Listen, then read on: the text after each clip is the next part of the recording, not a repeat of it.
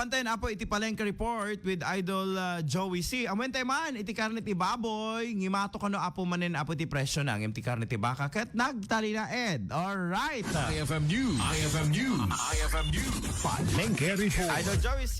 May magabigat Idol Bernard ket saanen ang magawidan pa iti pananggato iti presyo dagiti magatangkas kuma iti karne itata iti baboy.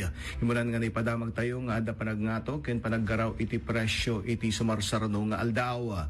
Iti lead meat magatang tayon dati iti 300 pesos per kilo tata nagayayam iti 310 naging 320 per kilo. Apo. Iti meta lalaem iti bara bituka ken daduma pay magatang mo iti 200 pesos per kilo dati tatan 220 per kilo.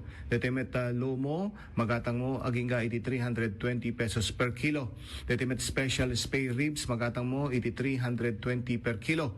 Iti regular spay ribs 310 pesos per kilo. Iti met duri pata kada tultulang dati magatang mo iti 200 pesos per kilo tatan 220 per kilo. Iti met maskara nagtalinet pailaeng iti 280 per kilo. Iti met kuko 220 per kilo. Magatang kami iti pamiga iti longganisa magatang mo agay ayam 340 aging 350 per kilo. Intay mamet iti presyo iti karne iti baka nagtalinay pa lang iti presyo na hanggang nagbaliw magatang mo iti karne na iti 400 pesos per kilo. Iti met special paksiw 390 per kilo, ordinary paksiw 200 pesos per kilo. Iti met pigar 320 pesos per kilo. Iti bones, ribs, pangbulalo 300 pesos per kilo. Kukod 220 per kilo. Iti met ipos magatang mo 200 pesos per kilo.